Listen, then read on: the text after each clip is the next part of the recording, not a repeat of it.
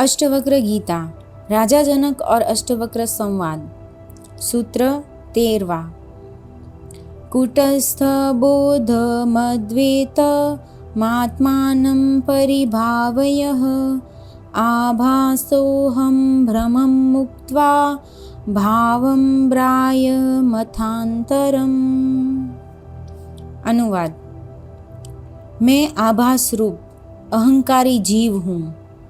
ऐसे भ्रम को एवं बाहर भीतर के भाव को छोड़कर तू कूटस्थ यानी कि अचल स्थिर बोध स्वरूप एवं अद्वैत आत्मा का विचार कर। व्याख्या। आगे अष्टवक्र जनक से कहते हैं, यह अहंकार सत्य नहीं है, यह आभास रूप है। इस आभास रूप अहंकार के कारण ही अपने को जीव समझता है एवं अपने को इसी भ्रांति के कारण आत्मा से भिन्न समझता है। अंततः तू इस भ्रम को छोड़ दे तथा साथ ही इस बाहर भीतर के भाव को भी छोड़ दे कि आत्मा अर्थात परमात्मा बाहर कहीं दूर आसमान में है या तेरे भीतर है। यह बाहर भीतर का भेद मन का ही है। आत्मा तो सर्वत्र है, बाहर भी है व भीतर भी है। तू केवल इस स्थिर अचल बोध स्वरूप अद्वैत आत्मा का विचार कर। अष्टवक्र जनक की भ्रांति मिटाने हेतु कहते हैं कि ये तुम्हें जो विचार मिले हैं ये सब उधार हैं, दूसरों के, तुम्हारे नहीं हैं। दूसरों के कहने पर झूठी मान्यता तुमने बना ली कि मैं जीव हूँ, आत्मा मुझसे भिन्न है। कोई आत्मा को बाहर सृष्टि में कहता है, कोई आकाश में, कोई स्वयं के भीतर भी आदि। इन झूठी मान्यताओं से सब दुखी हो रहे हैं, उनके साथ तुम भी दुखी हो रहे हो। इन उधार ली हुई मान्यताओं को छोड़कर स्वयं झांक कर देख लो तो यह सारा भ्रम मिट जाएगा कि मैं कौन हूँ, वह आत्मा कहाँ है। केवल जागना मात्र है, नींद को खोलना मात्र है, ज्ञान दीपक को जलाना मात्र है और कुछ करना नहीं है। अष्टवक्र ने जो बाहर भीतर की बात कही है वह थोड़ी समझने की है। मनुष्य के बाहर एक जगत है, यह संपूर्ण सृष्टि है जिसे कर्म जगत कहते हैं। मनुष्य का भी एक व्यक्तित्व है, बहिर्मुखी। वह हमेशा बाहर की ओर इस संसार को देखता है, वह स्वयं के भीतर नहीं जा सकता, उसका ध्यान में जाना कठिन है। ऐसा व्यक्ति कर्म योग के द्वारा आत्मा को उपलब्ध हो सकता है, अन्य विधि उसके लिए काम नहीं करेगी। कर्म योग का अर्थ है निष्काम कर्म, आसक्ति का त्याग करके ईश्वर का कार्य समझकर कार्य करना। यह है बाहर का जगत, यह है बाहर का भाव। मनुष्य के भीतर 3 जगत और हैं। एक है विचार का जगत, इसके भीतर है भाव जगत व तीसरा आत्म जगत अथवा साक्षी जगत है। बुद्धिजीवी विचारों में जीता है, वह विचारों के साथ ध्यान का प्रयोग करके उस चैतन्य आत्मा तक पहुंच सकता है। उसे कर्म मार्ग में ले जाना कठिन होता है।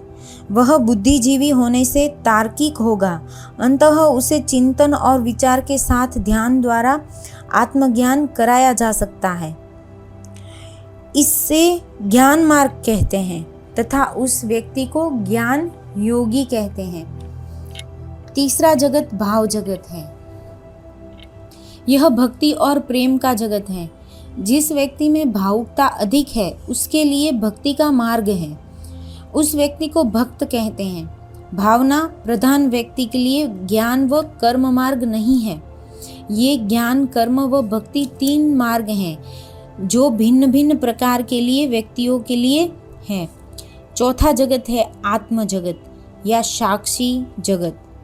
यह केंद्र पर है, इसी के कारण, इसी के आधार पर सारा भवन खड़ा है, सारा सृष्टि चक्र इसी धुरी पर घूम रहा है। यही लक्ष्य है। ज्ञान, कर्म व भक्ति मार्ग है। तीनों के साथ ध्यान जोड़ने पर इसी लक्ष्य को प्राप्त होते हैं।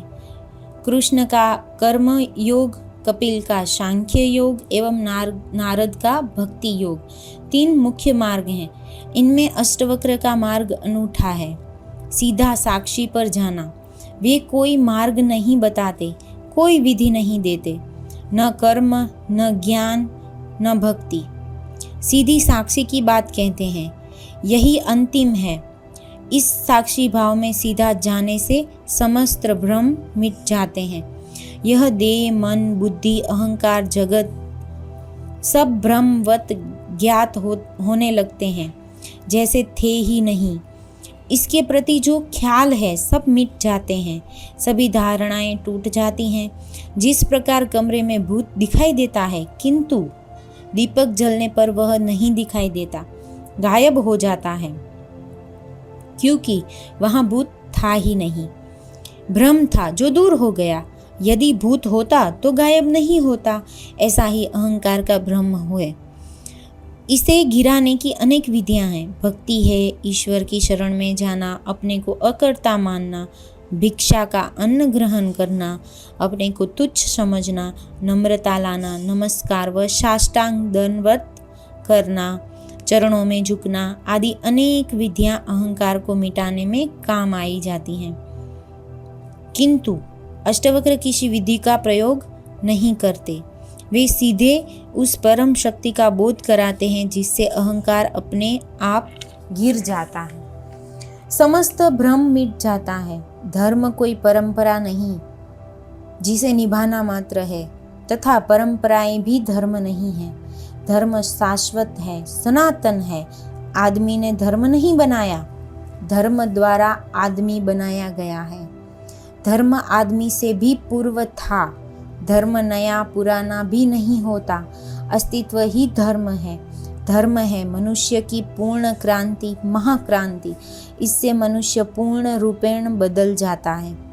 वह सत्य को उपलब्ध नहीं होता, स्वयं सत्य हो जाता है, ज्ञान हो जाता है। धार्मिक व्यक्ति पारंपरिक नहीं होता, वह परंपरा के अनुसार नहीं चलता, वह नई परंपराएं बनाता है। इसलिए इस परंपरा वाले जगत में उसे पसंद नहीं किया जाता।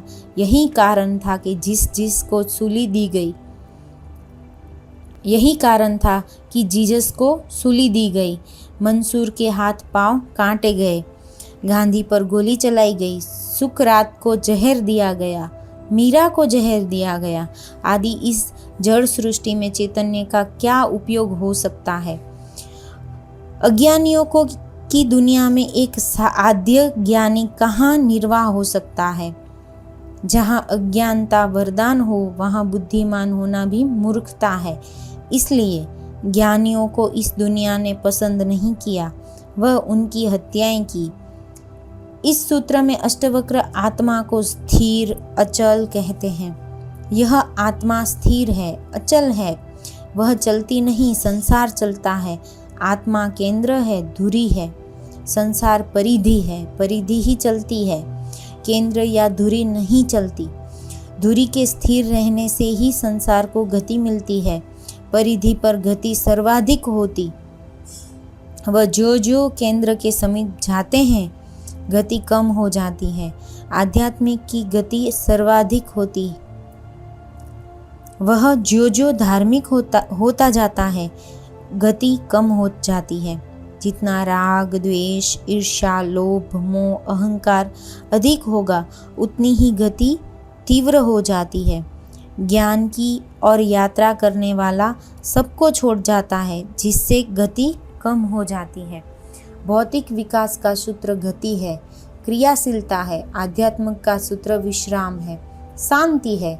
अमेरिका, रूस आदि सर्वाधिक गतिशील राष्ट्र हैं।